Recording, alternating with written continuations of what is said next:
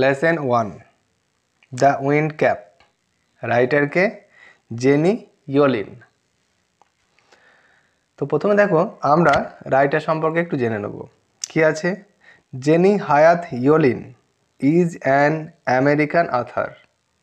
Jenny Hyatt Yolen হচ্ছেন একজন American লেখিকা এবং editor of folklore, fantasy, science fiction and children's books. এছাড়াও তিনি কি ছিলেন? শুধুই তিনি লেখিকা ছিলেন না, এছাড়াও তিনি কি ছিলেন? ফোকলোর অর্থাৎ লোককথা, ফ্যান্টাসি কল্পকাহিনী, সায়েন্স ফিকশন মানে হচ্ছে কি বিজ্ঞান বিষয়ক উপন্যাস, অ্যান্ড চিলড্রেন্স বুকস এবং শিশুদের যে সমস্ত বইপত্র রয়েছে সেইগুলির সম্পাদিকা ছিলেন। সি হ্যাজ রিটেন, তিনি লিখেছেন ওভার 280 বুকস, 280টিরও বেশি বই। তাহলে তিনি 280টিরও বেশি বই লিখেছেন। The best known of which are, তাহলে তার সব থেকে পরিচিত বা সুপরিচিত বইগুলির মধ্যে কি হচ্ছে? The Holocaust novella and the devil's arithmetic. তাহলে তিনি যে বইগুলো লিখেছিলেন তার মধ্যে সুপরিচিত বই হচ্ছে কি দি হলোকাস্ট নাভেল এবং the devil's arithmetic. The present text, বর্তমানের এই পাঠ্যাংশটি ইজ অ্যান এডিটেড ভার্সান, একটি সম্পাদিত সংক্ষিপ্ত অংশ of her popular short stories, তার জনপ্রিয় একটা ছোট গল্পের অফ দ্য সেম নেম, এই একই নামের। অর্থাৎ এই যে গল্পটা আমরা পড়ব এই গল্পটা হচ্ছে কি এই লেখিকার একটা জনপ্রিয় ছোট গল্পের বই, যেটির নাম কি আছে? The wind cap. অর্থাৎ আমরা যে পাঠ্যাংশটি পড়ছি দি উইন্ড ক্যাপ নামে, মূল যে গ্রন্থ বা বই সেটার নামও কিন্তু দি উইন্ড ক্যাপ। ঠিক আছে, সেখান থেকে এটাকে সংক্ষিপ্ত করে নেওয়া হয়েছে। তো চলো আমরা গল্পটা শুরু করি।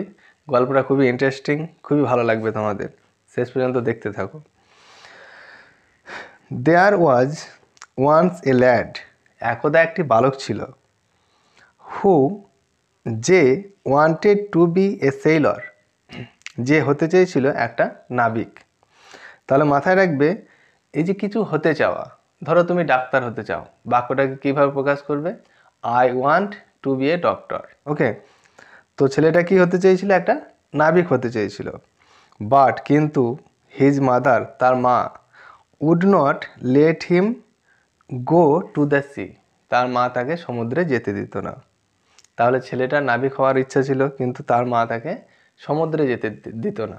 কারণ কি? মা ভয় পেত যে বাচ্চা ছেলে যতই বড় হোক না কেন, আমরা তো সে মায়ের কাছে ছোটই, সে ছোট্ট খোকা। তো মা ভয় পেত কি তার ছেলের কোনো বিপদ হবে, জলে যাওয়ার দরকার নেই, বাড়িতেই থাক। ঠিক আছে, তো তাই মা তাকে যেতে দিত না। চাইল্ড, বাচ্চা, what do you know of sailing, তুই নাবিক হওয়ার সম্বন্ধে কি জানিস? সে উড সে, তিনি বলতেন, অর্থাৎ মা কি বলতো? না না, তোকে ওসব নাবিক হওয়ার দরকার নেই, কি করবি নাবিক হয়ে, নাবিকের তুই কি বুঝিস, এইভাবে সে ছেলেকে বোঝাতো। ইউ আর এ ফার্মার্স সন, তুই হচ্ছিস চাষির ছেলে। You know the turn of the seasons, তুই ঋতু পরিবর্তনের ব্যাপারে জানিস। And the smell of the soil, এবং মাটির যে গন্ধ সেটা জানিস, বা মাটির গন্ধকে তুই চিনিস। But you do not know, কিন্তু তুই জানিস না দ্য সি, সমুদ্রকে। অর্থাৎ মা কি বলতো যে তোর নাবিক হওয়ার কোনো দরকার নেই, তুই চাষির ছেলে, চাষ করবি এবং তুই মাটির গন্ধ জানিস কেমন, ঋতু পরিবর্তন এই সমস্ত ব্যাপারে তুই জানিস, কোন ঋতুতে কী ফসল হয় ভালো, এইগুলো তো জানা আছে। কিন্তু সমুদ্রের ব্যাপারে তুই কি জানিস? তুই তো কিছু জানিস না, তাই ওসব নাবিক হওয়ার কোনো দরকার নেই। নাও দ্য বয়, এখন এই ছেলেটি কি ছিল? হুজ নেম ওয়াজ, যে ছেলেটির নাম ছিল কি? John. Had always obeyed his mother, সে সবসময় তার মায়ের কথা মেনে চলতো। অর্থাৎ জন মায়ের একটা বাধ্য ছেলে, তার মা যা বলতো সে কিন্তু সেটা মেনে চলতো, মাকে কখনোই অমান্য করতো না। সো তাই he went about his farm work, তাই সে কী করলো?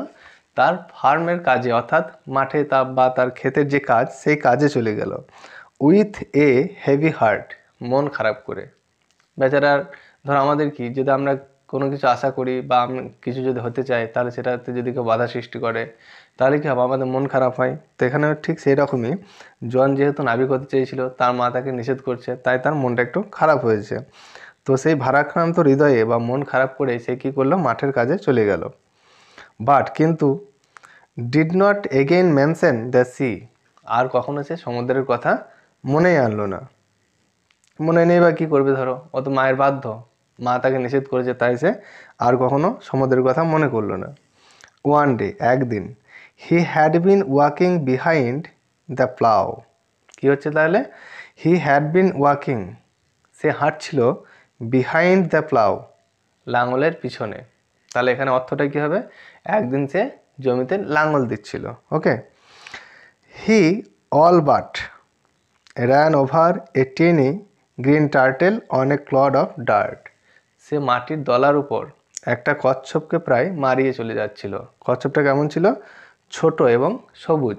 টিনি, TINY, টিনি মানে হচ্ছে খুব ছোট বা ক্ষুদ্র। Okay, he picked the turtle up, সে কচ্ছপটাকে তুললো, অ্যান্ড এবং, তাহলে কী করলো, সে যখন দেখলো যে প্রায় একটা কচ্ছপকে মারিয়ে যাচ্ছে, তখন সে কী করলো, একটু থেমে গেল এবং কচ্ছপটাকে তুলে নিল।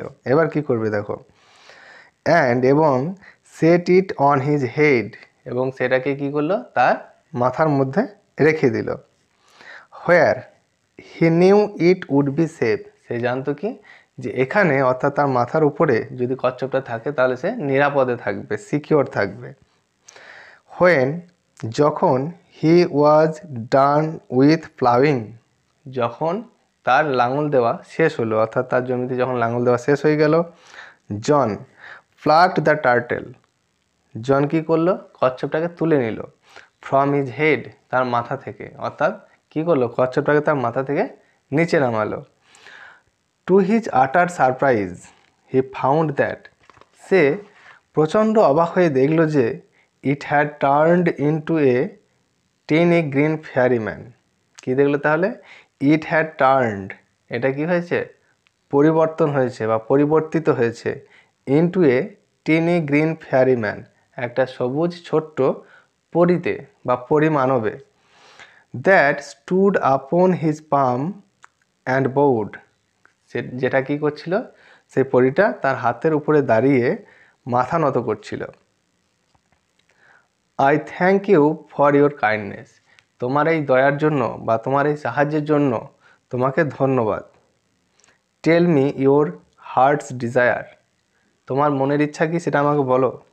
And I'll grant it to you for saving my life, তাহলে কি বলছে পরিটা, আইল গ্র্যান্ট ইট টু ইউ, আমি এটাই মঞ্জুর করব তোমার জন্য, ফর সেভিং মাই লাইফ, যেহেতু তুমি আমার জীবন বাঁচিয়েছো বা আমার প্রাণ রক্ষা করেছো। সেড দি ফেয়ারি, পরিটা বলল। জন যখন সেই ছোট্ট কচ্ছপটাকে তার মাথা থেকে নামিয়ে হাতের মধ্যে এভাবে রাখলো, দেখো তোমরা ছবিতে দেখতে পাচ্ছ তার হাতে তালুর মধ্যে দাঁড়িয়ে আছে পরিমাণবটি, তো তখন সেটি একটা পরিমাণবে পরিণত হলো এবং কি বলল জনকে, যে যেহেতু তুমি আমার প্রাণ বাঁচিয়েছ, তাই আমি তোমাকে কিছু উপহার দিতে চাই, বা তোমার যে ইচ্ছা সেই বা তোমার যে স্বপ্ন, সেই স্বপ্নটা আমি পূরণ করতে চাই, তুমি আমাকে তোমার ইচ্ছা কি সেটা বলো। জন বাউড ব্যাক, জন কি করলো, বাউড মানে কি, মাথা নত করা, তাহলে জন কি করলো, মাথা নত করলো, বাট সেইড নাথিং, কিন্তু কিচ্ছু বলল না। তোমাদেরকে একটা কথা বলি আমি, তোমরা যখন পার্টগুলো পড়বে, লেসনগুলো যখন পড়বে, প্রত্যেকটা স্পেলিং এবং তাদের যে ওয়ার্ড মিনিং, এইগুলো কিন্তু অবশ্যই খেয়াল রাখবে এবং মনে রাখবে। কারণ হচ্ছে ইংরেজি আমাদের কাছে কঠিন লাগে কী জন্যে, আমাদের কাছে ইংরেজি ওয়ার্ড স্টক থাকে না, তাই ঠিক আছে। যদি আমরা ওয়ার্ডগুলোকে মনে রাখি তবে তো আমরা কোশ্চেনের অ্যান্সার দেওয়ার সময় সেগুলোকে কাজে লাগিয়ে উত্তরগুলো দিতে পারবো। আর বেশিরভাগ ক্ষেত্রে দেখবে 80% ওয়ার্ড, ঠিক আছে, যখন আমরা অ্যান্সার লিখব 80% ওয়ার্ড কিন্তু টেক্সট থেকেই ব্যবহার হয়, 20% ওয়ার্ড আমাদেরকে বাইরে থেকে সাহায্য নিতে হয়। তো যদি আমরা টেক্সটেড ওয়ার্ডগুলোকে ভালো করে মনে রাখি তাহলে অ্যান্সার লেখার সময় আমাদের কিন্তু খুব সুবিধা হবে। তাই তোমাদেরকে বলবো যে তোমরা যখনই পড়বে তখন প্রত্যেকটা লেসনের ক্ষেত্রে ওয়ার্ডগুলোকে মনে রাখার চেষ্টা করো এবং স্পেলিংগুলোকে লক্ষ্য করো। যাই হোক, চলো। অলদো, যদিও, হিজ হার্ট ইয়ার্নড, YEARNED, ইয়ার্ন মানে কি? তীব্র ইচ্ছা, আকাঙ্ক্ষা। তাহলে যদিও তার হৃদয়ের বা তার মনের তীব্র ইচ্ছা, কী ইচ্ছা ছিল? To go out to the C, সমুদ্রে যাওয়ার। হি ডিড নট এক্সপ্রেস, সে প্রকাশ করতে পারেনি। হিজ উইজ, তার সেই ইচ্ছাটা। তাহলে কি জনের প্রবল ইচ্ছা ছিল কি? নাবিক হওয়ার, সমুদ্রে যাওয়ার, কিন্তু সেই ইচ্ছাটা সে পরিমাণবকে বলতে পারেনি, যদিও সে তাকে জিজ্ঞাসা করেছিল। কারণ কি? তার মা নিষেধ করেছে, তাই মায়ের অবাধ্য হয়ে সে সমুদ্রে যেতে পারবে না, তাই তার বলেও কোনো লাভ নেই।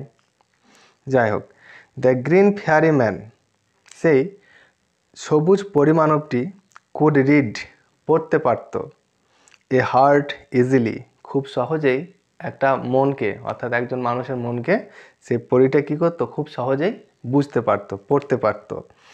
সো হি সেড, তাই সে বলল, পরিমাণবটি বলল, I see you wish to go sailing, আমি বুঝতে পারছি বা আমি দেখতে পাচ্ছি যে তুমি নাবিক হতে চাও, সমুদ্রে পাড়ি দিতে চাও। সেইলিং মানে কি? নাবিক বা সমুদ্রে পাড়ি দেওয়া। John's face answered for him, জনের মুখে এই কথাটার উত্তর ফুটে উঠল, অর্থাৎ জন যে নাবিক হতে চায় সেই উত্তর বা তার যে সম্মতি, সেটা যেন তার মুখের এক্সপ্রেশন, তার মুখের যে ভাবভঙ্গি, সেটা দেখে বোঝা গেল।